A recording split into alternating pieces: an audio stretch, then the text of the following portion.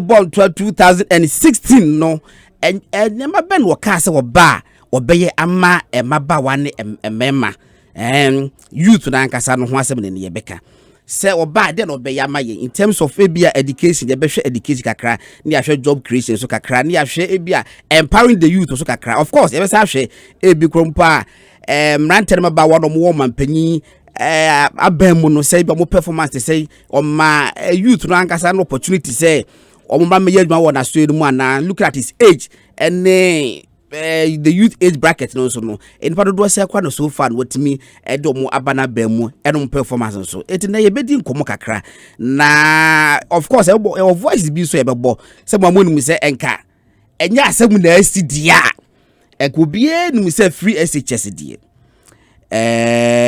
nana adodan kwa kufuado ono kwa ne da yeso oni MPP for da yeso no mo de bai and we implementing na daya woso ye enkofuo bi ebopa twesika pudo to ho eye campaign against the free SHS ebi kwa didi atem but and the free SHS aba ne ho ya akono ababa wa hu ne de cha akorakitu bi a wo hwe bi 10 years no wo say de ya papa afi nam 17 16 80 hon mo kwa afi na wo Robert ese ya wo foforo afi na wo sa kodi nachi sada akwa yewu ete the free SHS aba anya national approval ne ho aye fe to the state so ka asaboni tia na je say obi hu kwa be obi ehim afi yenko te job hama wo say one the free SHS buy hey very intriguing na enwanwa but enyanwanwa because enipa otibi kana bonte say wono de edru baabi bia e ba beto aba no kura no di fam entra no di fam se be ye obetima kan asem bi amaganafo asem na to ganafo akoma so bakoto aba ma no de o kase wo di free SHS na ba ya abusafo enyanwanwa question ba kwa ya busa ne say eninti 2015 na Jomahama say wo di free SHS na ba ya no enkwado ma nwe school ana Ghana ni bebia ni won moko obi ana eti parent bi no Ghana was the back of free SHS under Jomahama ya ko betime ba bonten abedi adanse se oh bo mi nana enya mampanyi Jomahama na misia no a ya na odi free SHS ba ya ka be wantima anko school why na etima beka sa asem no but ene yensia bonten we are the series of Asempa 94.7 FM ye pia bonten sisi ya within 5 minutes bijidi se betimi enya enkura ba miensa ana enum amomaka chese buko free SHS amomaka benefits nyina omunya aye from textbooks to extra classes and nyina ban tu aye including school cloth free. So which one did Jomahama implement? Enti no voices kakra bi ho no ma ye di nkomo nyina no megide se no so no ye bebo kakra ama abusafo ati enti abusafo what I say so atena say nyina ye ready obetima say no text message because we are live on Facebook patcho ya ma ehonte short and concise and precise patcho ye very civil say be ya nyina betimi edi enkomo no kama why mama abusafo akwaba asade ya start abobo voices ne kakra nene mati say Bibia boko okay good sa mamuti kakra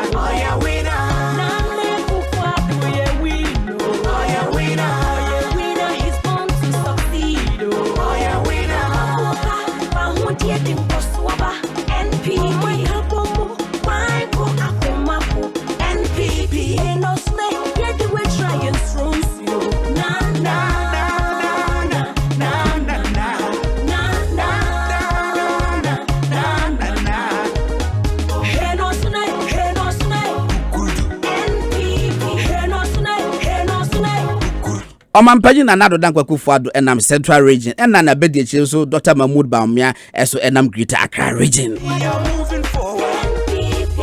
Na se wisha mo kroma ya na feel ne tiseng.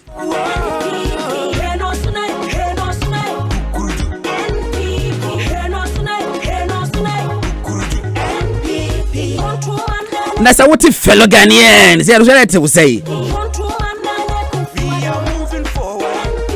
Abrante bi na catch boss no onimu say fellow Ghanaians bit about that electrifying sir. We are moving forward. Want to mandele kufuado. Want to mandele kufuado. We are moving forward. Want to mandele kufuado. Bekwa kwenim nana do dam kwanepe. Bekwa kwenim nana kufuado anepe. Bekwa kwenim Ya kwa kwenim yesa ya jido. Asempa FM. Asempa FM. Nana kufuado anepe. Asempa FM. Bekwa kwenim nana. Asempa FM. Bekwa kwenim nana.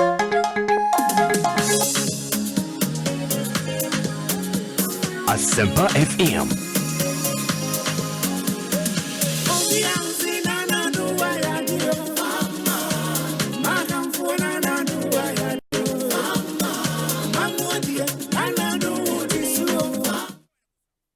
TTS started enkomo no fati mama ma akwa baby yeah nya look at the last time me see here enyagro but I'm yade 2019 me na me ka me the case Caucus squad the yada the same squad all right na mama starting through ho no fati ladies first into no mama starting through no yeah and then come on your baby na ne say you need tell me emi put this my bro youth so cost me 40 me dem me youth to youth okay. Me drew 35 and the men na me headmaster the music yankasa what the big guy because we a small boy tifati and I come on your baby na ne say see a share on manpanyin nana doko fado any MPP by 2016 BBC and then promises be na mo de ma say mo de bua youth no and mo buy no so no and na be pa na mo timi aye mamabu na between the age me my age bracket ko say 18 to say from crash to 40 years and na be na mo timi dia bua support youth na am obi anu se chale me youth but any that so e wo ho no mame e bit ma start if enjichem kakaya san ko boni timi dey segmenting from education to job creation to ABR entrepreneurship skills be to develop we wait kakra beka ho tie starting for education yo godon nyumre mecha na macha menuame yaw ene Ghana de share omutie on majority caucus ene Asempa FM etifo mejidi say ye ka emabuna sebi obi anim se emabunu de nyankopon ache ye nkwane ahode ye de ene adwumaden na sebi etoda ne ekoso benya akwanya e de aye adwuma ye anya adwuma papa na ni nyina agina ntete ene akwanya wo benya wo mfiti ase na wo hwe wiase ama bebi a yedi aben wo mo anchese omode abefo kwan so ko manimu etumpon a na efri se omommofra na omammo ntete ye bi a sa akwanya bi ba so obefa abefo kwan so ana se obefa pen ni paper kwan so de adi ya omammo sa ntete ye ni bi dada enti no sa wo hwe bibia na efri bana ebra na president na adodan kwakufuado o metina Ghana akonwa esoi na problem wo ho me ka generation a ye nyini on enwum we send your girl child to school enwum no de obeto na fa me kono sebi ye nim sa Ghana dodo na omo ye bodwa na akuafo ne sebi obi aban adwuma sa abre no obi ye formal sector nya aban adwuma per se obi ko office ba o child or private school na ketu aba 200 cedis 300 cedis oye dan de ne ba ko school enti no problem na e wo ho ne say ade a ye friend no financial access no okay eno no fa me kono eno na abaye osi akwan ama ye ntimi mfa ye mabu no nko school entina ne ebe ya ne say sikani wo sika obetu ama ne ba akobi ohia ni ba ntimi nkobi daache wa na abekwa akodi sikani ba no sabi obedi ni gate man na ye house girl ne ekeka ho na se oman a edom dodo na any formal sector no na so omunya adwuma omaketua no eye enough for months abeso omachi adware no na ese se aban beko ommoa enti sani so ade hunu ni ntina president Nana Adodan Kwakufuado eka say from 2008 senya me ya adom ne ama na kwanya ode Ghana mabunu bebobra titru Ghana akwala bia ya nyehwe ama wo man mu mpo ese se a free infitiase school ekoka senior high school de ese se won so ko bi kwa a wontu akapre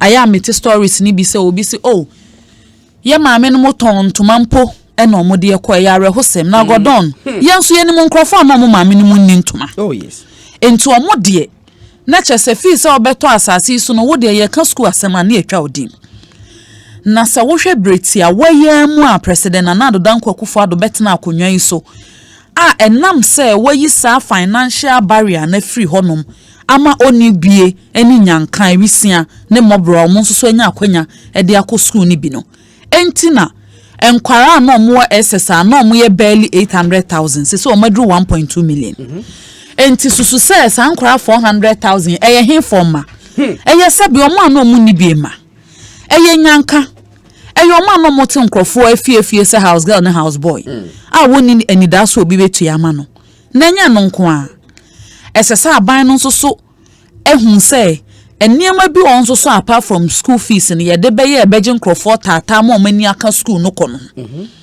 entina even capitation kra na yetua dadada na endu 5 cedis no aban na tima mamu so by 120%. ama abedru bebia adri se abeya mfia emfitiase school kra enkrofo ani beka mo mbeko eno susu ntina aban na say sa school feeding program na yeye beso mu a na Ghana nkra 1.6 million ena beneficiaries no esese yetimi trem na sese aye ka say Ghana nkra 2.9 million ena benefit from sa school feeding program no na eno anso hwa obeje di se nkra no mo kotro BEC obi o ha school no mo de wakobi kwa nanso so ebi aka so metua 40 cedi kra fan kotro nso hwe bi ni fi enti eso wantimi antwro bi oni registration fee nkwa over 531,000 abanyi sa fa ahoka ama makodru SS president Nana Danko Akufo-Addo se nkra 1.2 ni omudi akiro mo bebe yenka se munwi SS mfa nkogina kwa ho da bi esese ye koye nim no ebra no yetimi ye nhehye ya ebema nkra no nso so onyini na policy foforo aba ebeso na sene enti na aban no saade aba sebi se wo wie secondary school ani enka se wo wie school krakra ye be mu akwanya obetimi akonto aso school ye tertiary sebi se skani fimpa enti na president say ono de se wo national ID card nkoa se gansa national ID card ya ye NIFO ye wo de bi ba wo school mu na yo obi a unya skantua for wo fees ni ade a ye be mu akwanya ama sa guarantor system na yese kofa nipa mienu omo senate bra ana omo senate so be se mfie num ansa na wonya sa student loan ye yi sa osi akwan na free ho na wo do card no nko aba beje sa student loan trust fund CKB no watimi dia atoto ho aka de e de bi atua ho aka na nso awie school no na godon wie school na wunwie yo uwie a national service yenim se national service ka na omoje okrom ha ya no pension na ndu 400 cedis na wo form obi kura de nru ne kaska ena national service ka omoje omutwa muko ya na ska omoje na aka be 100 na adu 600 Ghana cedis mi gidi se brano abanu totoye any the way omasi handle sa niema ifri ahyase ne kire se ye koye nim se better days ahead enti sa wo hwe anhyehye efri ye funu mu beto ho ene sa obawi abenante akọ school mu nyina na wonya aban a owani so ade hunu wo bo nkwala ho bra wa ye nhyehyɛ amawa as compared to aban bi ebetwa mu sa aban no a teacher form be kire nkra na de kra ye adwuma mfie miense omo se bosom miense sika na ebetua amam na mo kra ya anya adwene se ye fam adwuma headmaster ko gina na headmistress e ko gina badwama ade a wo sra ne chalk ya no kra yesremo yesye mamu chalk tradition to mem Messi a teacher 48 akra se mu duebo Ghana for council so a yese o media mi odwanfunu enti minsuro sekan na wawie school no mpo no na school ni ya be mo awie ala waya woje ato books agibidi atua hostel bi ka no kra yese yamfa ma ema o mampanyin dada bie na no to nanum to se ala wayi ye be chinchim ne nsanse Ghana mabunu bre enti wontu ala wa mo pa de enne nka ode na konwa no besi ano ena Ghana force sa ne yempam ode ane ewo nkonsa enti na Ghana photo about 2016 na na a vote of no confidence a verdict na e kire Ghana for ya dwene ane e wofa President John Dramani Mahama ho because odi ehwamo odaada yenso na saa ban kro na mo mpanyimfo saa ban no mpanyimfo bi te se Rashid Pelpo mu also obetena program kese so me want another platform to me person me body what's news file so I say multimedia so I say oti ho babunu se uni adwuma enne se de bia wuram na se ne okosesa abosia mpo begu kwan ho ochena de abegu ho eda bi obi babi sasa abosia tesen godon midin srew me pa chowo degree in economics ye de ton abosia that be just akeke wo say ye do kwan you must have a certain skill ya obetimi identify say ebo we de ye betimi aton ebo we betimi aton no say another skill obetimi say grass we de aponche na wo mi feature no ne kwa do sa grass we jo baby me so say sa voice ni na e ho mo ye be bo e ka bo voice ba abu so fa me ko e ho mo sisia ba me ko am ye ho mo aya se pada 4.7 majority caucus and ye tell my yedin ko no ne nyina say youth matters and emraje maba ho komo e na yedie adwen pa e wo omampanyin etirimu a wo de eboa mebunu ho asem ene ye ka no eti am ya yen kwai ye the free education because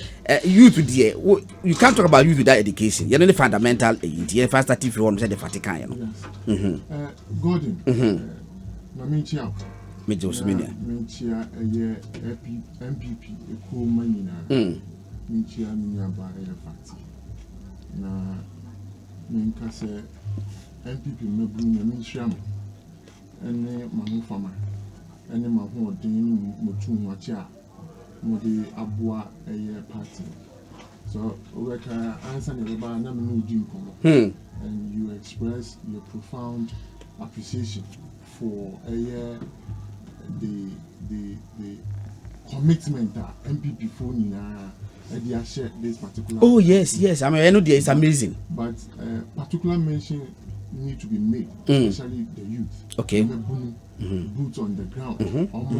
Na no na mitika se fidie bi so na obi ka se na MPP mabunu no ya mo sika bi na mo ya kojin skaben na sa fidie ni so de na me pese me ka kire o. Okay. Can me ka kire ni say it has cost me almost 26,000 Ghana cedis to be in Ghana. Let's what balance yakọ. To register and to campaign and to vote. Yes. Eventually 26,000 Ghana cedis. So it's not about the money, but it's about the love we have for the party. Now they are now besides saying party say MPP. They are sharing a woman from crèche to a year and translation. You see, we in the MPP, your tradition is you be liberated the energies of every Ghanaian. Yeah, as you're saying. Say a year ahmodin bi any can be woman.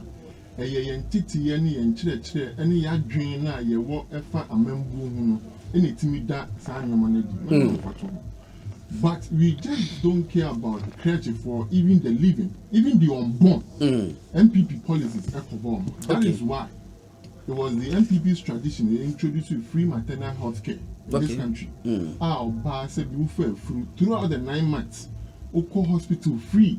And sana postnatal say be a 3 months and also for hospital near for say akura ne ma me no ho te say na e free and no ye kufu abreso and nei say oba ya ben mu a ye ma me Rebecca Akufuado first lady ne foundation so we hwe nyuma o ye especially children's hospital and what any pediatric clinics so that omo asebi yahu omo ana ye be wo omo no ombe hu se sebi omo nya dachi papa empem bebre no ya na edidi agro kan so se mi say oh say ye be wo na kan ni say wo be pie wo ebibi man mu a if you look at even the surroundings Rebecca so ma yenko wo be but ena ma mean even kra ye wo om kra nei say okọ eye Kumasi Confanochi Teaching Hospital word or say the SCC wafa me sure say akran ye wo na obi obeka say bi owadocha na bibia tesa. So these are the policies. This is a tradition. The MPP kwanya ye faso adwen Ghana for mebunu empo de yam wo mo eba eye entity eye nsemo a You see, Gordon, some of us, we have a personal story to tell. It's a mekai ye wo mi ozongo. Akotiala izongo. Na mi nyini mekai se be single room. Yes, single room self-contained. Single room. Na ye nipa be watching. Se me nkan cry ha me ni be nipa du. Me mami nyamo. Ne me nana. Mo oba ne bema ene omo betena nchi nipa be du ne ye dadan ba kum. Na the whole house unit nipa be 300. Omo wa kwetala omo nim dagomba fofi Dr. Mensa. Dr. Mensa clinic hono. Na jire hono. Ohona ne ye wo. Na ye hwe baby a ye free na nkenye adesua a nka ye nya bi sua ye. Na empone ye mami ni bi na se bi ye wo famo ne ya antisimutimi boy ye chidom e de ye ba ye mi etimi ko school enei nyame adom ne MPP adom nti say dem can bro we liberate the energies of every Ghanaian. Okay. Enunti I'm serving the highest international body in the world, the United Nations. Yeah. Sebi and yet because me papa na me wo fa bi ana me bi so ni ana bia wuti esunti ne no a me yende me nyeso se no a enya nuntia. Okay. Na emum enam sebi adesua ne adwumadin ti ana ye wo be ana yakopon adom a do akodru enti se yenya eya manyokuo bi and more especially an individual His Excellency Nana Danko Akufo-Addo e de to na koma so se empo ono de enko nyama ne brusuo na emu no odwen ebi mu ti se yen mu ye kra de senke ye de ne ye nyama me ne aunties bi ne uncles bi a omo boy ye chidom kakra obi de bi ni ho kra oto nani a amena donko ene edi ni tum Nana Danko Akufo-Addo esi da bi se ohwe de adesua timi ye na enam mitikese enti ana sese bi ma ho ofenti ana mi school amako na mitimi judu bia ensanse mitimi tro na mekenkan ti a na efatase Ghana ni babia no ebenya sa akonya no odisa botai esi ni nani so since 2008 Ghana for entie no 2012 yentie no 2016 yetie no na de ya kono hwam ne say he was not forced to implement that particular policy. Okay. Because clearly enye o manifesto promise nyina and ultimate diso. Yeah. But the first mekai September 17th enye West African secondary school was I was there. That was when he inaugurated free SHS. Today na Fatima figures over millions of Ghanaian children and our young people are able to go to school. Sebi sikasem enya akwanside. I recall my school was St. Peter's. Na o hwe sebi ye ba visit awofo besra ye. Sometimes ya na ya. Me kai bi. Na classroom ye boy ni a. Boy ni anisuo. Anisuo. Na so enei sebi do free kasapin no ha.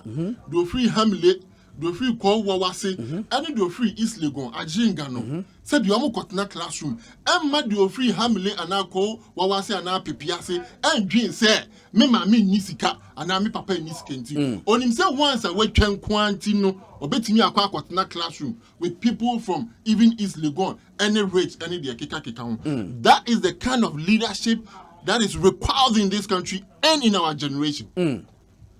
That is the kind of individual or see ye ko abatwa ye huno ni to aba emano, not somebody who has expressed inconsistencies and indecisions, very indecisive. Make a former president John Dramani Mahama. Gordon, are you aware? Said 2007 he believed in free SHS. 2007. Okay. He believed in free SHS. Then what changed? What happened? Entina meka bro from say inconsistencies. When you decide ontimi si na adwin pi. Oh, so what kind of book no my first good itano? Okay. Oh, but the truth of the matter is say oye bebunu a utie mi a. Enefa tu koto dwem na nya ntiase bi say baby a ewiase ekɔ no. Any baby a Ghana ekɔ no yensan ye chibio. Okay. Ewiase so entwen yen. Okay, the global area in terms of wave, no, the mebunu are capable of doing. No, Amo ntwen Ghana. Now, Amo ntwen Ghana will be dependent on the kind of leadership we would have. Because our leadership, you know, and a bit near a concrete proposal, programs are a bit near compete with the rest of the world. So what we need to do as a Ghanaian, regardless of your political affiliation, no, is say a bit to Obama or Bia or what GDO or Yamu, yeah, Mebuno.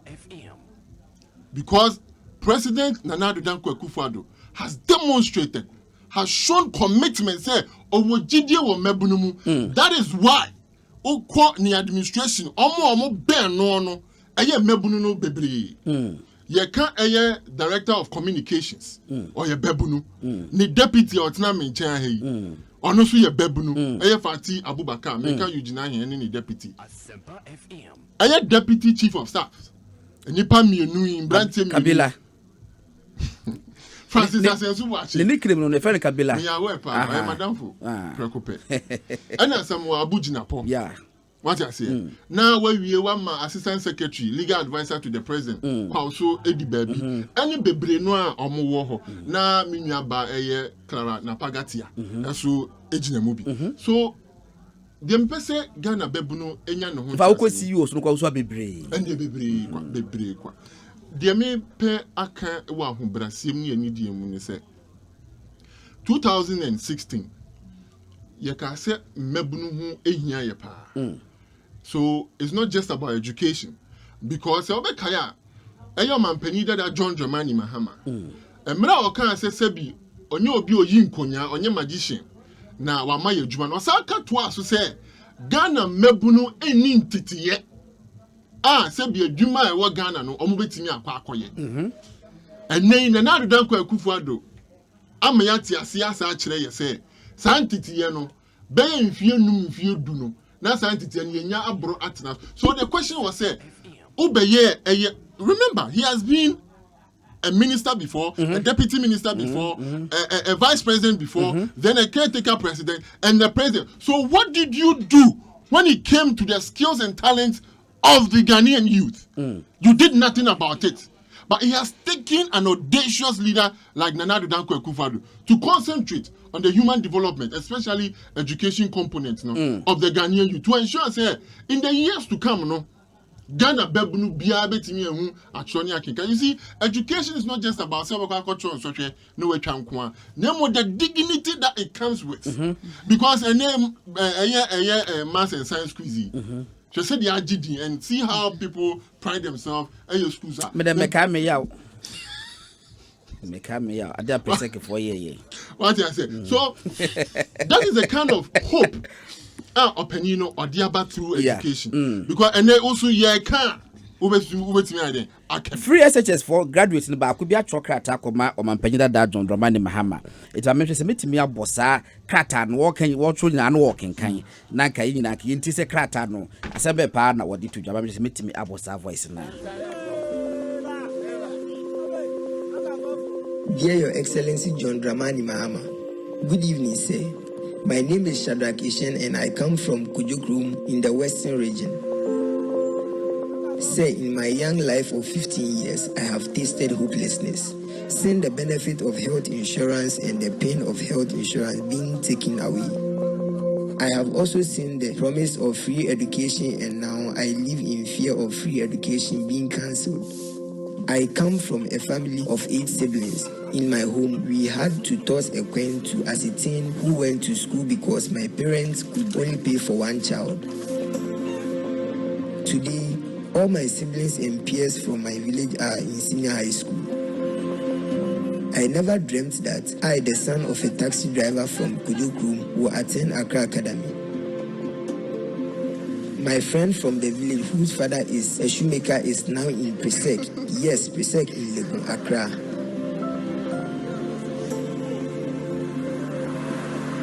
Your Excellency, my story is real. I am not acting. I, the boy from Kujokrumi, is now the captain of the Accra Academy soccer team and the sports prefect as well. Again, my name is Shadrach Ishen. You can cross-check. With all due respect, sir, were you not a beneficiary of free education, although you came from a privileged background? So then why are we, the children of the poor, not good enough? Why do you Asempa want to FM. abolish free SHS in any shape or form? Sir, today in Ghana, you will not find any boy of school-going age assisting a shoemaker as I used to do. Your Excellency, the human resource capacity free SHS is building will make Ghana a first world country in my lifetime. Or perhaps is it because an educated generation will not accommodate empty political promises? But sir, that is what Ghana needs, an educated people. Sir, a true leader is one whose ideas outlive him. Free SHS is not that simple. It's a destiny shift. In the Asempa next 40 FM. years, the Ghana Nana Addo Dankwa Akufo-Addo is building will have a literacy rate of 96%. My village boys and I will build airplanes and power plant. We will grow everything we eat. We will have 1 district, 50 factories. We will plant food for jobs, manufacturing and export. I promise you, NAPCO will have international offices because we will have to import labor just like in the Emirates where your son and his lovely wife got married. This is the future, said. This is the future. This is the Asempa path FM. Nana Addo Dankwa Akufo-Addo has put Ghana on. Sir, for the sake of Mother Ghana, kindly support Nana Addo Dankwa's vision. Please vote for him. Yours faithfully, Shadrach Ishen. abusafo nti Sadraki San na yetene kasa no ocho krata kama pa eda kwakoma o mampanyida da John Dramani Mahama wo appeal to the conscience say want to man na Addo Dankwa Akufo-Addo because of free SHS wetimi e dia ba fati ma memra ho no man asem ne de e ba akopɛ good ye nyina ye gitumu say ye koto aba ye nka say ye to ama obi a oye babunu keke na emum obi a mabunu da na koma so e two different things. President Nana Addo Dankwa Akufo-Addo ye ba time prekope enti na onim say e kwan bia so o meme my excuse say o man yi de ye niska enti e say mamabunu so obi ni ho se nyame ada Roma unim say as of July of this year na trainees allowance no na nipa 48,000 and no mere beneficiaries of the allowances. Wow. Me pacho sa 48,000 emu fa dodo na ebia enka fofi anto tananka ya anom da so tia konwa so a enka school no enka wanwie because obi komunu no oni kapre ordinance pan na eko so we ama na nya akwanya watimi e de atuatua na ho aka to no books a o de awie school no enti wo hwe bebia President Nana Addo Dankwa Akufo-Addo ofa o man ni free ye na ye bebia ese nko ma excuses say economy no ashrinke grow by 3 points GDP growth by of 3.6% and na eka o mu brugu ho say pension foka over 3 billion yetua NHIS ka over 1.2 billion yetua eka egu education ministry ni aka enti enisoade hunu we ye ho nyina anke entwentwen so a enko twentwen so nanso so no de na ban ne is in a hurry enya ade a obema excuses enti na free SHS na NDC mpanyimfo a orally okran edi montintiman o ka say free SHS beba oman mu a just a 20 years time no President Nana Addo Dankwa Akufo-Addo edi less than 10 months implement free SHS a abeye mabunu age nkwa aboa magana mabunu daache aye kama at least sebi enra na se wo anko bi na ohiani wo be kenkan won krata age se ekofre obi ba ma ne behwe mawa enne de obi aba be ko school ni bi obi aba be didi enche be move free SHS on yako other areas there but still on free SHS minimum some more experience bi sa that ya say wo classroom na mu say brilliant student but e be a PT ni ye dia permanent free classroom it was na atini sunsun so afi the following take all bad no they say the class adan ko wara fe na so tiba form minimum say mutimi mun dey experience bi sa me ankasa me humpo because ebra na me war SS2 ni ebekwa SS3 na SS yetua registration 40 Ghana cedis Ghana cedi fufuro 40 cedi titi ska 400,000 na me kwotro bi si abre no so ne age maame ato ayaresabia ono so ne me alpha ne me omega enti me kofie na chese sa 40 cedis no me fa ho ka china busuafo so na me kofie so 40 cedis o godon 40 cedis me ka me kire enti no ye kura na beka se enye fom sa no atorenchem timi to obi okwan obi ohonoma na ni na ebia abusuani ti nipa ba akopɛ okoba da krope se tim nipa ni ho ana bibia se enti nyame ada Roma nenne obi say yemma the destinies of Ghana mofra yemfa nhye abatan ensem because enya nsatea nyina na yepe enti ne maame ni ho papa ni ho aban ya afebo eye institution nti se ye demra ene nkrata gu fom na ye wo pepa nso se ye de ho akomasika beta ye kira Ghana babunu bia ya aban ne ba Fatima enti na meka se president do your bad time prekope So the only thing I am trying to try. Okay. Let me tell you why. Okay. Mekai 1991, 92, 93. Na me ma me ko Nigeria ko fa nyoma. Obeti, okay. Unfortunately na abanje ni nyoma. Okay. Ti me ma me bo from. In fact, one ye sebi. Wetima sorry bi. I told you be you see? Pressure cause nya kidney problems no different. So this is what the near cost me. 91 off. School no. I have to think about my school fees. Yeah. How it will be paid. Yeah. Also, me quarter credit cost some me one family. And say na me call mama baby kakra. E dey ja kwa mo de kutu ya. Me so be pay kakra. So with that, even that psychological mindset, how do you even go to school? Na ubesua dia mama. So imagine say akora wo fa ni ho anti bi ni ho na o maame nkwa na o say owo school no kra o dream di o maame ebedie hu. Yeah. And this free SHS way there a groundbreaker. Game changer ankasa. The leveler. It is the leveler, yes. What I say? In chronic try because a name like a peace of mind say Obetimesuadi. Okay. You adeba cause you pay attention say the here nemi a yini free ho. Ohia nemi. Ohia nemi di Brubro. Ohia brubro. Ohia brubro. E form team. Kamere bi na me to kwashima ho baabi. Ohia o sori a ukodi yokogari. Uya obohun suwa to say enumere yi. Ebi amiti ma me be ya anwamo de ebi amekobi atoso. Enu kra de my lucky. Obi wo ho ade obedi kra na end. But what is assured ne say uko school that time ma go school. Eye den there but eventually I prevailed. Yeah. So only education it doesn't matter. You obey at some point, but you will struggle. Yes. But education will give you a level. Yeah. And you know, yen come and you say can free SHS and bank command no say be abo, but if someone yen say abeboa. And until yen then another danko ekufuade by voting for him December 7th. Me number pa headmaster na okas asebicha ba na mission was say na lady bi yehia no krom one time bi na wanyini eno wo papa esre no eno wo say ne nkora brim no wo papa chade no wa bon sitire ti ho no mayi na di fa say di di asare wo twa asare otimi di keni di kan e bon ne di ne modin ti ho no mayi na di ho da ne mame aba papa wo say master pacho mame ba ni new school say be obinya classmate class also person akwa ni new school no nya classmate adentra because the classmates no bakuba be ye manager o baby bakuba koye headmaster o bakuba koye teacher o baby bakuba to my community nurse said the be that wo kwa say madam me no the call school say wa here for satasoma so konkroma say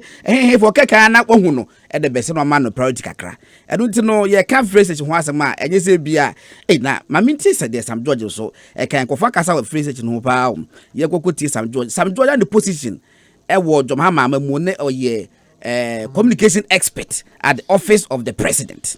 Communication expert at the office of the president. Yentie the opinion on free SHS. You are the governor to us. Free SHS that has caused meningitis in our schools and led to the loss of 8 Ghanaian young lives. The free SHS that is an abysmal failure. That free SHS that has led to the highest failure rate in the past decade in the WASI. Is that what you're talking about? They are not thinking. The free SHS is an abysmal failure. Abysmal failure. Or say they are not thinking. As I don't care you, maybe says to be.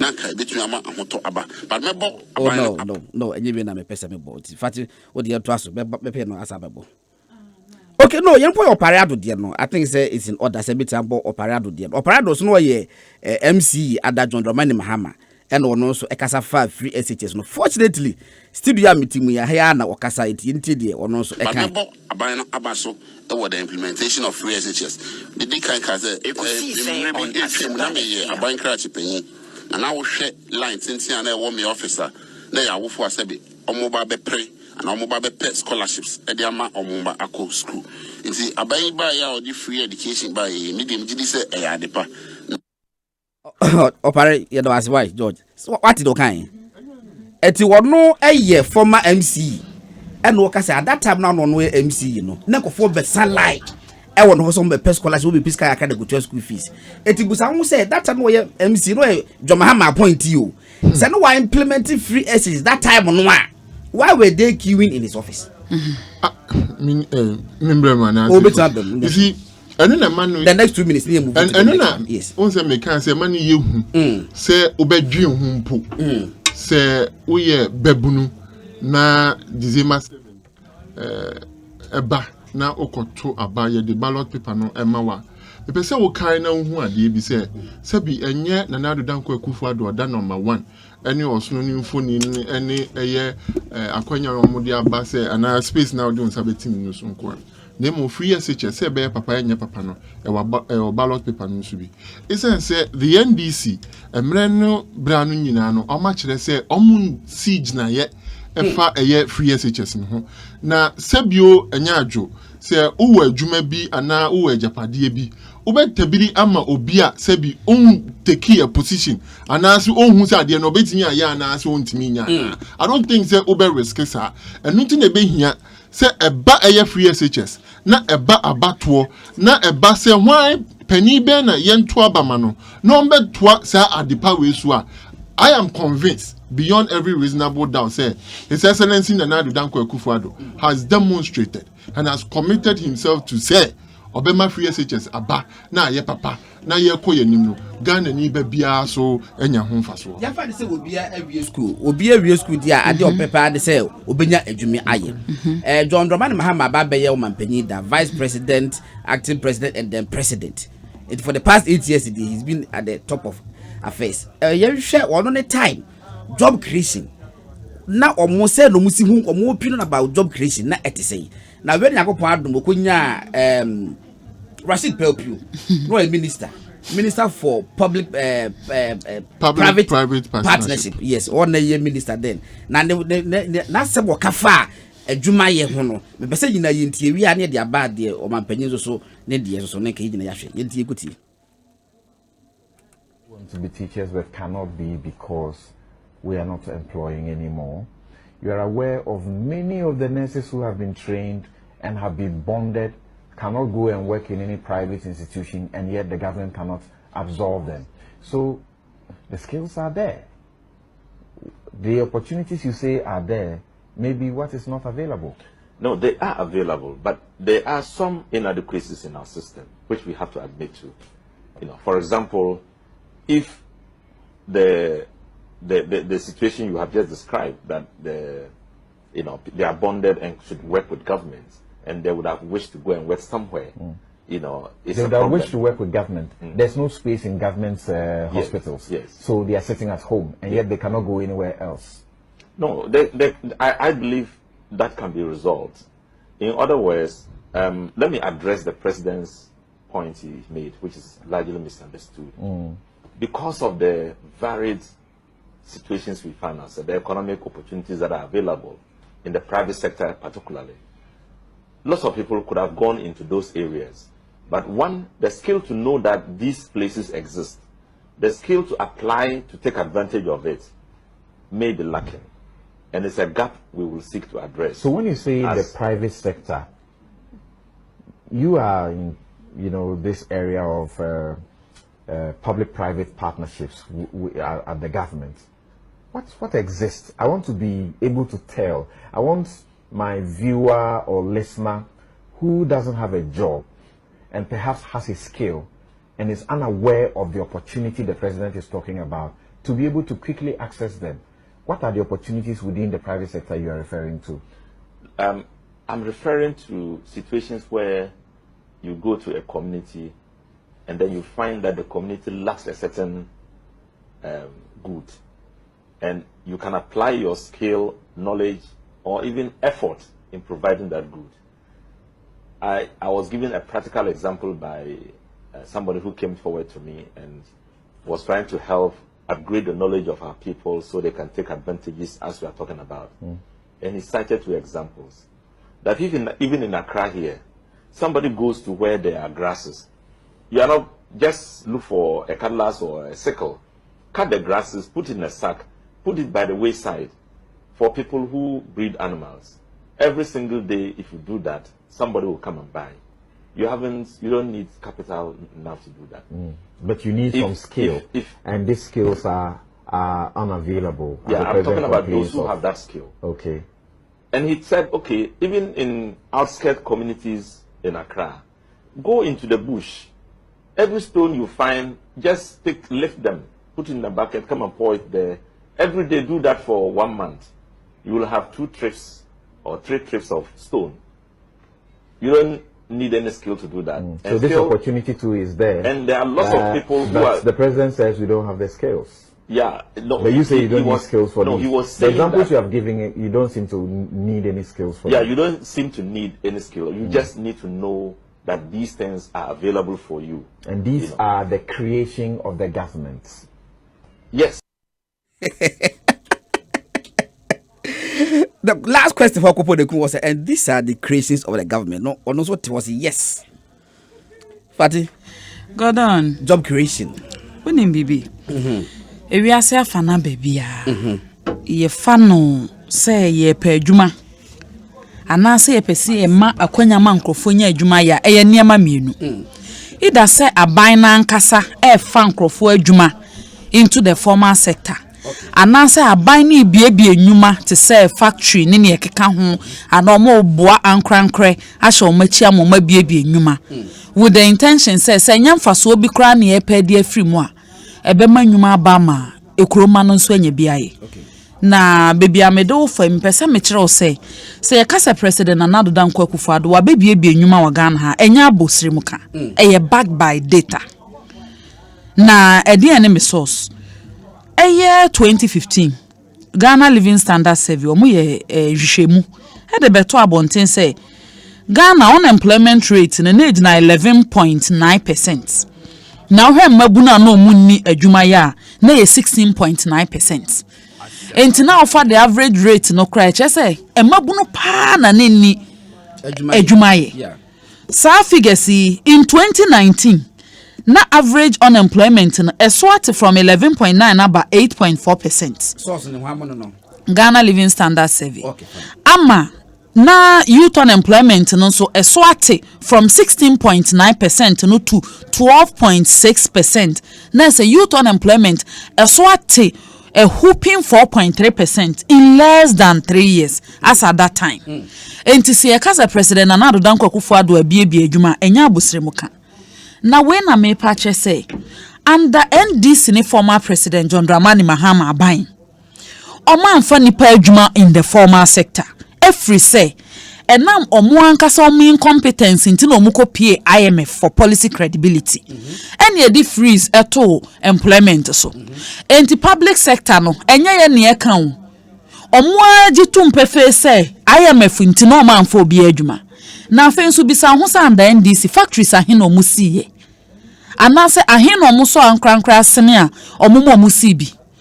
Commander ho. Recommender. Ena ma adwuma hu na omo ye wo ho ntimi ngin dis security kro omo fa bi eda no akanwuram. Because commander sugar factory na aka do bi na omo de kwa fa machine num ade a chen ye machine yi si ho omo sa fa ne ebedua ahwede. It should tell you say upon the millions omo pumping into that project no omo anfa consultants and kien fan fidie megu osan we na ache wa bra ye nua ahwede. Nanso president Nana Dankwa Akufo-Addo baaye na nisu ade hunu enti na watimi a fight a ye baaye ani mfie miensa ye free IMF enya IMF nkwa na ye free yo enam say ye timi gi ye hu free IMF hu nti na ye timi fa nkrofo adwuma in the public sector NDC fo ntimi anye sa me ne wo kasai na public sector nkwa na afa 778,000 fo adwuma. Wow.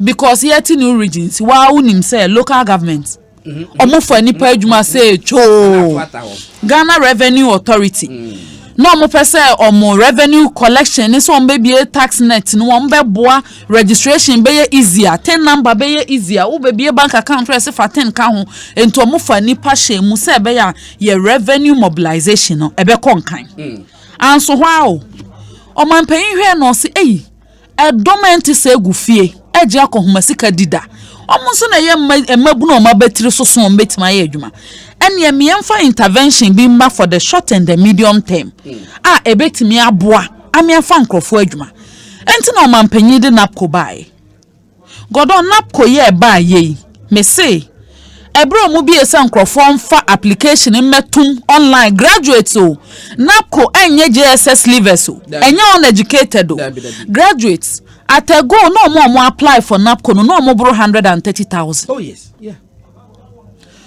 Na at the end of the day obi ohwo a etese me wie legon no 4 years no ma apply over 70 jobs na enframe me interview da. Enti obi wie university and the NDC mfie nwotwe ye mframe interview mpoda ya reply ne letter da. Enti napko ne the first opportunity as a graduate omunya mpo se obi from se ya te won kana brane enti wano asem hwe se de ye bibi ye ana. Wawie school mfie nwotwe ye mframe da ye misa na no asem. Se wo certificate no afo se o de chekere nkati o na nya aban asem and the NDC. Enti napko yi ne ba ye ma nipa 100,000 omunya adwuma yi dodo na that was the first job so omunya yi because no permanent job and the NDC and can be apply for napko including omo constituency executives NDC for J napko yi say hwi ehun fonyini ba omo parliamentary candidate na ebi enenam napko mu enti napko yi president Nana Danko Akufo-Addo na bada yenti Ghana mabunu 100,000 yi bosome ba kubia aban no bo makohoma and napko 70 million Ghana cedis na afi over 840 million Ghana cedis enti bisa ho se enka napko ni ho a emabunu 100,000 ke de omo ye adwuma ben anso ho president Kofa ne National Youth Employment Program bae NDC bae nipa omu free National Youth Employment Program na bro 50,000. In fact, omu de free over 100,000 de ba so omu nam 60,000 ho baby. Eno kro omu ye ba aban mu a menu aba ma kodua mu koye auditing no omu program no so na about 45,000. Ene nyame adaroma YEA ya pejam ama na 185,000 emabunu no omu under Youth Employment Program. Youth employment onti mabunu nkwa enyamroafo nya besiriwa enyankokrafo emabunu 185,000 ena ya under YEA program na enya no nkwa o YEA fo no tena ase ena omu consult ye na omu de niam abegu akwan mu se ye mpese YEA adwuma na beda ne pen ne paper ne apranko adwuma enti ye mie bibi e frɛ no YEA job center na no ebe masa o ye electrician no bibia wo ye bia sa won sa no dwuma nko a ye benya akwanya ama won soso a de wo ho aba be job center portal yi mu ye bepa adwuma ama wo obi nsoso pe obi ama no so abaye wo dwuma wonim ho de bibia na won soso wonya bibia ye anso hwa ye to hwa na president say se ye mi adwuma ni bi ma wo kra Ghana de obedru obi afi anim na store wo ho ye nim dwadie papa na nsoso dwatre no ewe he entini esadia omampanyi dia enhyehyɛ bi ba ena obi a Ministry for Business Development honorable Awa Mohammed ano minua ba ma John Kuma omo project bi omo agency under Ministry for Business Development no National Entrepreneurship and Innovation Plan NEIP no omo say yemfa meboa Ghana mabunu niam omo ntete ye wia ye de dwetira aka omo ho na godon many abayiwa bi ono kra de wotwa advert ama NEIP ntino mitimi bo ndie frɛ na doma there be ofribie oton ahwene onim se ne esi de ahwene fa jam eyema ne be polish be kama opama de oye building enso so na fa mekoninti na ne talent ni nyina academy enso sa NEIP program yi ba ye hwɛ omubuwa no se ne esi tro business proposal that was the first time omuma ne timi call GRA ni baby register register business no call GRA konya ne tax ho niema training ye training omo in region ne do ma ba akra ye kire omo se ne esi tro business proposal ne ye wie ye niema omo dwetre kan under National Entrepreneurship and Innovation Plan. And Nesame no Kasei. Ghana Mabunu direct and indirect jobs 92,000. NEIP no. Wow. 92,000. Abrantie bi obasa presidential pitch ni bi. O say minim sane esidi nkosua ye powder. Powder no di nsuo be fra na wache. Ehu hia say ye nkosua egu honum sesi a wo so ekeka nti asegisi etugu yesi asey. Ye betima hata ya preserve ni ayusu ete sane abrofo timi de eniema efekeka niema bomuma eniema timi chama food security ni eyikoso nyina Powdered egg. ene nyame adaroma sa talent we nyina senya aban yi a na akwanya no na ebi ni baby amo under NEIP ya omo the presidential pitch aba omo the presidential business support program aba omo the female entrepreneurs with disability male entrepreneurs with disability atamsika poly bebre ne de amomo female entrepreneurs with disability omampanyi mo 2 million Ghana cedis as dwetire so omomfa nkobo omo enti bisa se nipa ne nya dwetire ni bi de ye adwuma na odi hu mfaso na onya bi na ode fa ne nua bi adwuma me pa cho ye bone enti nka yenyai na omanyi enke yemfa majo mahama ne NDC na nke ye kan ye ubisa se edie na mode ma adwadifo edie na mode ma bodwabodwafo adwuma ni hodwetre be na ede mo ayese amazina bu 200 cedis wato preko oba benyen na ne manyini ne ede na soa ka sika ye de zinabu free srembedru parliament edo so se ne dwetre aban de ma no Flight. I'm the flight in the buy. Niama no hotel adam edoso sene dwetre aban ne de ma no na aban ma 200 cedi ne etimba ma wo evi handkerchief ene yesa president na Akufo-Addo de ese ekobi Accra Sports Stadium ma no Na mu wave blanket. I'm telling you enso ne anso hwa Gordon obeje de si yakasai 307 ambulances ya aban de ba ye sen emabunu na etwika no emabunu na ye health professionals o mutim nice testimony about sir. Yo. Almost say also omo emergency twice. Yo. Na see the omo treaty omo wo card mo and ya edue ya. Also nya opportunity obe kana bontin. Yo.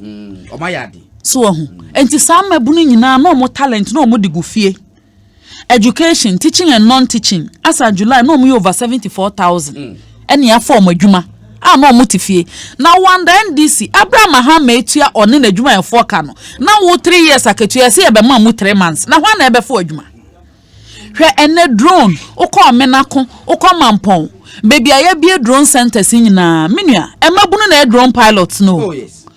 eno mo ho mo hyehye enti ade bi policy bi a president Nana Akufo-Addo de aba no eho job creation component e wo ho for mabunu Mama kwa me ya ho. Amia. Gordon. Yes, mine. She also ye can bi. Say job creation no enye organic. Fache me say na me can bro food. Yeah, be free baby. Just a natural. Enye natural creativity. Okay. Thinking outside the box. I say utu anamon bi ansa na adwuma pu aba. Okay. What I say? Because ansa na adwuma beba no adwuma nye adwuma se keke because also na Rashid people can no. You should have the skills to identify say say grass na won fit no. Appointed one pe grass tuntum. Ope grass e wa.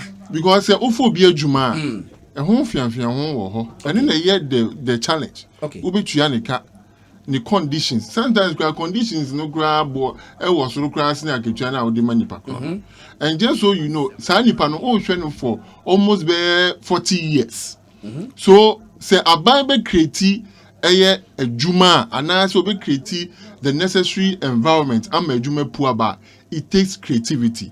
2 even the private sector krana ebe ye adwuma it involves the government's creativity and management of the economy. Esa say aban timi amfa eye tax regime papa to a ye bejeje any said ye obetimi aye wadwuma fa ne nhyehyɛ the ease of doing business and all of that say be entimi attract eye the private sector to come and invest in Ghana be create jobs. So the point needs to be made say the job creation and our provision of job it dependent on how competent a government is. Now the there any day ya kono say the MPP's government whether the past or the present or even the future, no, ya chire say a basa management of the economy say ensa anase se bio adwene a ye de dwene ebu man chichire man o man sikasem emma o man mu sikasem no etre emma edwuma epuba. It takes only the MPP. And I say this based on facts because the NDC and sabi adwin kesi a ye won't know. Menya Fatima some examples. For example, Omampeni Kufuor Breso. Yeshua na mebuno ejuma the unemployment among the youth was a challenge. It's the Caucus National Youth Employment Program. In fact, they are not crop for me when no. It was a decision by national security. Said the unemployment rate in Ghana was becoming a security threat. So we need to do something about it. And something was done about it. Yeah. And the Caucus National Youth Employment Program. Some yenya Kufuor nurses, Kufuor teachers. Ama say be tro mate for cry and where you cry ya kono. And metro mass transport and transit here. Ya kofa ba ya na omudimi sata na me wo UCC. Ubohuna e mabunu ni mate omudina ka mu ejijiji twitwa ticket ma ejiji diska. Na ma mate die cry na ya kono. Ye mu bi cry nkenya nke be ka kodi bi ne dia socket ye won kaka. What I say? That is how the MPP is made of. You create a Jumano through innovative ways. The NDC doesn't have that capacity. And no thing. Almost about 2009. Almost is NYEP. Akoya ni Jida. Now every year, yes, sir, 1 billion. Let me give you some figures. October 12th, 2009. Ghana, by through the Ministry of Youth and Sports, went into a memorandum of understanding with a company, from Azuntaba. Okay. Now, Azuntaba, you can see Omuntiti Mebunu Beye in Pimdu, say acquire a Pamonta, ye be Pamo and Henia Diade. And I buy the camp, Chiamoka, 7 million. In fact, now also I buy a Chiamo 10 million. And I buy the kind a more 7,185,475. A rate nipa 10,000 you know my training 3,000. Jaka 7,000. RLG air communications. Yes, so I'm training the youth in ICT. Not the total cost was 51 million. And you did come on 25 million. I'm rich, you know. And you pass on training 30,000, no more training will have. Into a band of Boka, they almost 4 million. I need you maybe. Let's say, that's all. No moon trade was also yana. Oh, okay. I'm telling you, and I'm submitting to you humbly and to viewers, any Ghana for say, this is not a government or what Sebio, a genuine answer, or betting your major empo, the idea man or Gisano. The idea man or Gisano. And no tina a bio, Obewu say. Na me can say me say it takes a government or wait to me yesika semno washisheni ye no I ne kama and it na on February 9th 2019 a brand TB article called Bloomberg I can say ebia region be to say East Africa to say America omubedi ya it takes one country. In the case of East Asia it took Japan, oko Europe UK, oko America it took the United States of America. Sana oba West Africa swa Ghana eyo manya sebi yebetimi ama sebi enyuma epuaba ama mebunu abenye bia enam sebi sika semonto tuani nyansa ye wonti. The NDC doesn't have that credibility to do that. That is why April 5th 2015 they took this country to the Bretton Woods institution for policy credibility. Mami chemu policy credibility in the asechere. Asechere say sabio say yebeye ama adwuma aba. Yebeye ama yesika sem krabia no eye the financial institution no ho ayeye se okoto ade enne obekona ne bo e wo soro na e wo fom no meka inflation no ayeye ana se okobbo bisia wo bank interest rate ana insihu na e wo so no ebeko fom na e beba soro no. The NDC told the good people of this country that they can no longer do that. And you tie kwa brofo ho no mo ma yenyansa enfa chinchire o man no. Okay. So December 7th, we have a critical decision to make in this country. Policy credibility, though. So the moment I say back when they say, I say, you're teaching Kumasi that you tell me whom a Busabo on ma say, your Baba Wire or Babu Busano.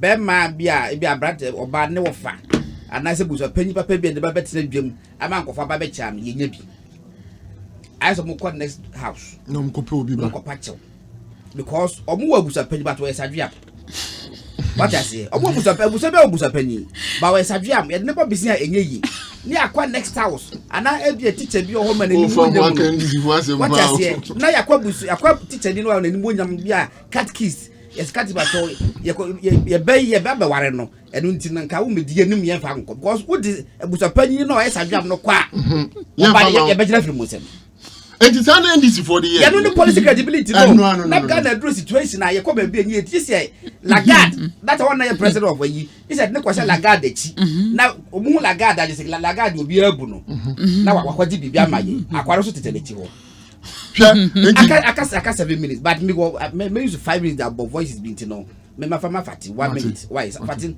wrap up youth yo say baby ye kono ye koyenim president Nana Danko Akufo-Addo osi policies na youth ni nim dadada no ha mabobo bi so to say NAPCO to say planting for food and jobs free SHS ene afforestation program aye fa nkrofo adwuma enai baby obi awo ye adwuma bia no o mampanyi o metwam enye say ye the promises for obanti ne oho dada ne ye betwam o mampanyin say wo consolidate ne yaye dada no e kire say ne yaye dada ne nyina ye hyemu kena na wa wo mbia wo mfa so na ye mo na ye koye nim no asem de bia ba wo kan say na nyom bi wo ye frɛ no uni veranda also be yen adwe me say nyom na ha boys any girls no because a dining kran oti krom hana se wuni dan a wasem eya ohia dabre enti omampanyin ati yesufre watis ya du bi papa bi ko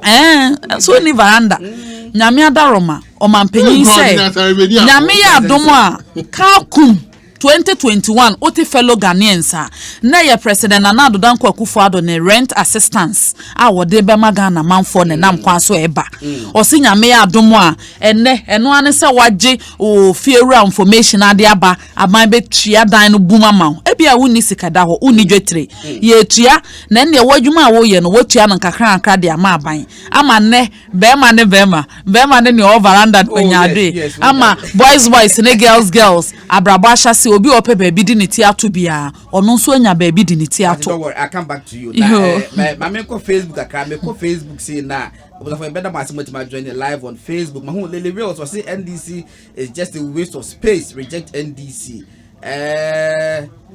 Don Kwesi Pedro. Yes, your boy Russian people voice it was wow look. So NDC okay, you can cry. And the Kingsley Jesus say yes so and was a fellow Ghanaians, please don't bring back King of Doom so again. And it was a answer about being Gloria Bafo Illinois Chicago say as elections draw near that they have consequences to assume. The NDC campaign message don't turn to beans. Just a message, you know. And this what campaign almost say aye beans. Aye beans, agasa. Kofi upon Isaac, as I bought it from Sapperman. Okay, yeah, that's a Kingsley Yahweh fellow Ghanaians make 7 December Monday a holiday. Oh no, 7 December a holiday. A civic right to do with me exercise. Kotwaba. I like this woman's communication skills. Okay, but what difference soon? Daniel Ochi Kingsley Yahweh, you say oh NDC campaign look my pillow. Yeah, that's it. Ben Damoa. Kwabnasa for nipa bebre and was for more join here Facebook live until ya ko nyina no ye bet akenkan mo messages ne kakra me call omra Mati ai ya ko bi still on job creation and now ya call the next one job creation and as yanko next yanko o the mami still on job creation kakra for 1 minute back as your time sir any time sir but me say job creation me ko share baby okay what can job creation be what jam be ma fati o the woman say God into share me say I want to create a picture to the youth okay say empo o dream who to vote for stop it jai there jai sir oh jai because oh jai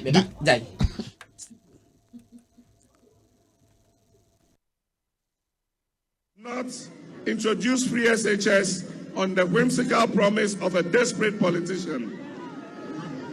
Many mistakes have been made by countries in Africa already with free SHS.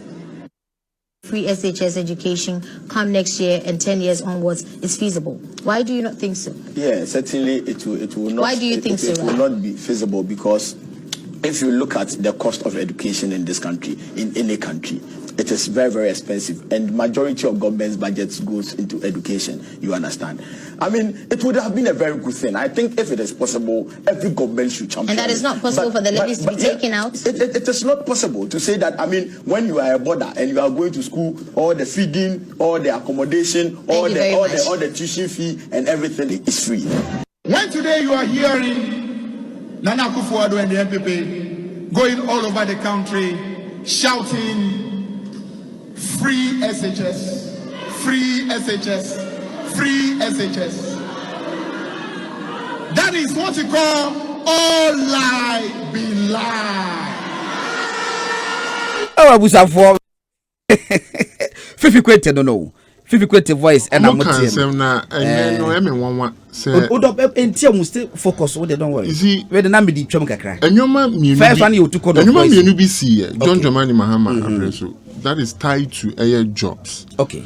Ona me can say ina na me ka che Ghana for me say why you wadwin say when am nkotoma na we fine girl, we fine boy. Stop thinking like that. Stop. The decision is clear. Alternative ni ho. Ni ho. Insan say hwe sa dumso for example. O hwe omo affect omo pa membu no. Insan say the baba obi oyitire dodo na membu no. Warda no dodo na membu no. Say bi o hwe omo ton ice water. About 90% of them mabawa, and they needed this for them to do even this human kumano. Omuna affected woman. God unim dia say a chance no no. Omo timi titi omo remu omo ebi ede obenya 5 series pay o. Ebi ede obenya 10 series pay. Na oya ne kakran esa de koto bank no.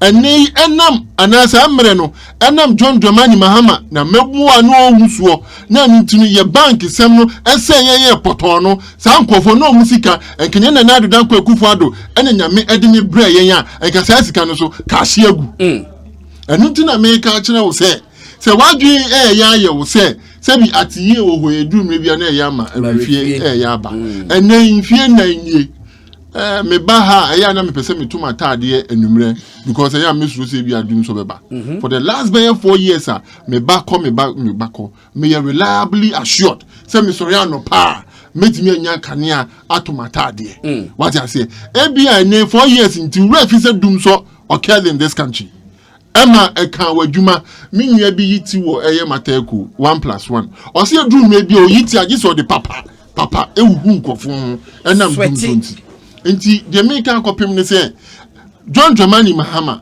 wanya bia amayen obi osa boy krono agidi enya ye no efiri yensem through eya sa financial sector eya mess no na dum so a ode bae empo eya gida kra na eboa ye senka betimi ama mebu no ase bi omon ko school kan bebre no sika no odi ekoma eya na danfo eya Roland Agambo ne de kika nti eba obi obetimi a consolidate adwuma ode ama eya 2,055,000 and 10 jobs na eya na do danko in any case also me 1 million for the whole 4 years as compared to be our 2 years in 4 years impossible yankunta no a ensisu.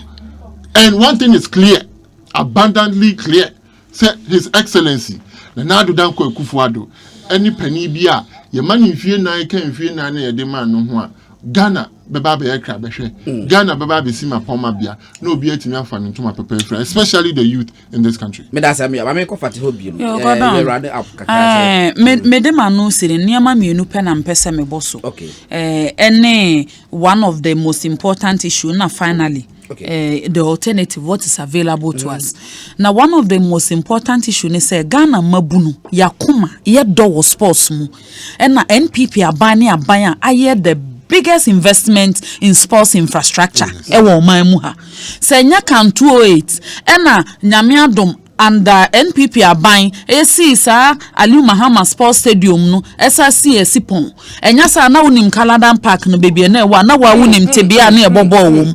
The biggest investment in sports infrastructure sesi ayeka say region bia across the country. Already 10 projects are underway. Ministry for Youth and Sports omu si stadium 5,000 capacity and youth resource center all the regions. Asami no ka say ebi wo ho, ebi wo wa, ebi wo we also baby bebre kwa no mu sisa facilities ama mabunu a omani G sports ho no omunso anya world class facilities akwa ji omani wo ho anaso omakoye training wo ho. Enti sa wo ye mbabunu a o heartbeat ne sports a Mr. NDC they forget it. Na sports minister ko mu ntimi appoint bi. Ye de wo dwetre na ekwa akoto dokunu $50. Ne de bi akwa akoto ahwede ene kubensu na wo sa wo astrotef sika no eno ne omukodi wo Brazil no enti nese ye these huge investments amawa o ye lover of sports a NPP aban no is an aban a year for sports labs a year for youth na me sinso no mesremo NDC manifesto omode ba nyina eniema mienu no omwo for mabunu omo se omo be legalize okada omu wie nso so azongo se de ebesisi mochiri samamu na samale adwuma no nso so akoso mesremo enti 7 December yakase team number 1 yenka se team keke because you see team number 1 what choose one district one factory over mortuaries so what team number 1 what choose napco over Okada. Team number 1 what choose free SHS over say your school fees. So what team number 1 what your free maternal health care what choose NHIS over NDC failed promise on one-time premium. And number 1 na ese monkotima president Akufo-Addo no yanka se muntim keke muntim because enema papa bebre no one no ho ne wo na the alternative is scary. And yankotoma president or wabada ye no ye incorruptible na ye competent President Nana Danko Akufo-Addo no meto na adwuma paso for more to do more for you and I. All right, decided my me kokuti abranti kata watchoko ba John Dramani Mahama no ye bi ada ye fa sorry so kakra why. Dear Your Excellency John Dramani Mahama, good evening, sir. My name is Shadrach Ishen and I come from Kujukrum in the Western region. Sir, in my young life of 15 years, I have tasted hopelessness, seen the benefit of health insurance and the pain of health insurance being taken away. I have also seen the promise of free education and now I live in fear of free education being cancelled. I come from a family of 8 siblings. In my home, we had to toss a coin to ascertain who went to school because my parents could only pay for one child. Today, all my siblings and peers from my village are in senior high school. I never dreamt that I, the son of a taxi driver from Kujukrum, will attend Accra Academy. My friend from the village, whose father is a shoemaker, is now in Presec. Yes, Presec in Legon, Accra.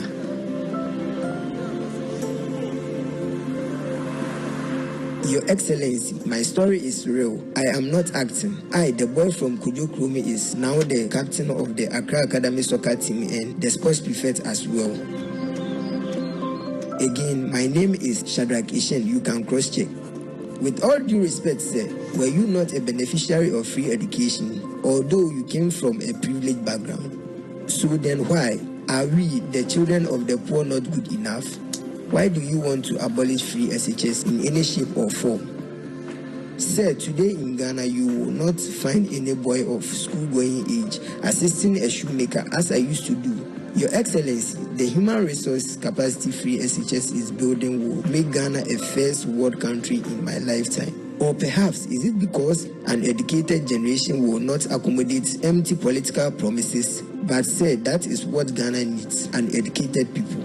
Sir, a true leader is one whose ideas outlive him. Free SHS is not that simple. It's a destiny shift.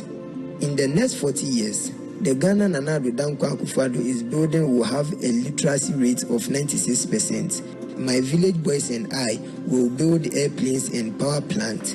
We will grow everything we eat. We will have one district, 50 factories. We will plant food for jobs, manufacturing and export. I I promise you, NAPCO will have international offices because we will have to import labor just like in the Asempa Emirates FM. where your son and his lovely wife got married. This is the future, said. This is the future. This is the path Nana Dankwa Akufo-Addo has put Ghana on. Sir, for the sake of Mother Ghana, kindly support Nana Dankwa's vision. Please vote for him. Yours faithfully, Shadrach Ishen. Was it please vote for him? Yours faithfully, Shadrach Ishen, and what the pastor appeal Kwakuma or Rajon Dramani Mahama say want to abandon a man. Now, I'm saying, did you didn't know baby Frederick Mammy 30 seconds now closing remarks. I want to say, Yaba, my few money baby, I'm multi free beer, Ahumbrasium. Now, any more due come. Mesantini and Yachechemo. The Abanwe, I efa a muye yo, especially the youth. Yes, sir. Na me adom a juada. Na what you knew that you knew na yakotoa bana mumpu. Embra Bontin na Mombeto Abano. Come out and vote. Na Mombeto man and Adi Dankwa Akufo-Addo, any MPP, boom boom. Say you have a cause to do more for them. All right, Fatty Yankoy. Mestre Ghana dishe nyina. Say kwan pana so na ye nama ye kono. Yes, obedi leader onim baby okwa echi dan se obi a afi no wayira kwan a wo so obehwehwe kwan foforo enti yemtoma president Nana Dankwa Akufo-Addo any NPP parliamentary candidates a omugina wo yempesua so fi se baby osono gina no ehwa na ne ba nse gina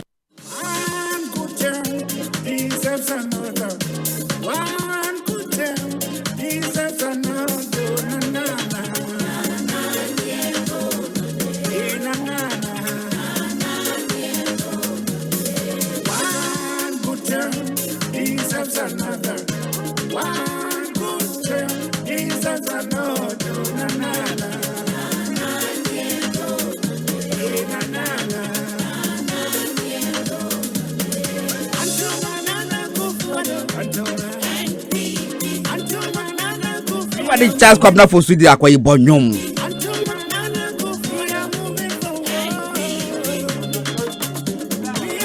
Oh, after 10 o'clock. Sa. I was after from God that I already call me producers. Aha, good fellow. And now we just hormone somewhere brabo abeso. E can hona Kofi Japan akasa. Pastor production we led by communication director of the New Patriotic Party Majority Caucus. Your friend God that I already call. Have a blissful weekend.